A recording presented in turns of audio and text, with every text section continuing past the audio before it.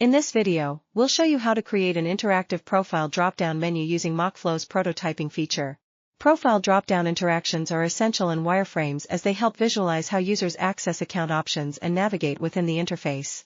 Here, we have already designed the drop-down menu using Mockflow's Wireframe Pro editor. Now, group the components we've created, and with Mockflow's Layers feature, rename the grouped component as Profile Dropdown for better organization. This will make it easier to locate within the editor, streamlining navigation and ensuring a more efficient design process. Next, it's time to bring the dropdown to life.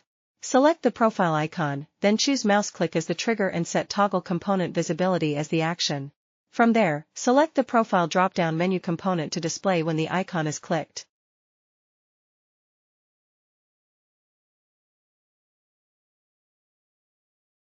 We'll now define the dashboard as the primary container. By setting it as the primary container, the selected drop-down component will only appear in the design.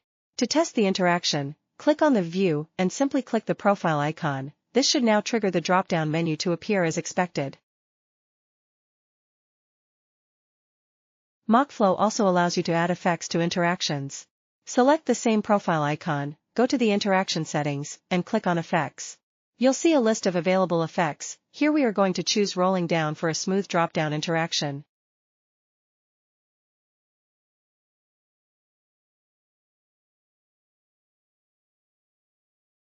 These effects can be customized.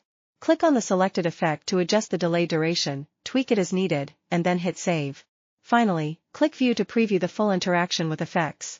As you'll notice, the roll-down effect adds a polished and more realistic feel to the profile drop-down interaction.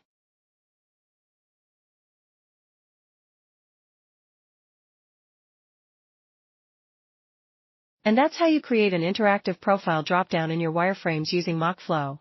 If you found this helpful, give it a thumbs up, subscribe for more wireframing tips, and we'll see you in the next video.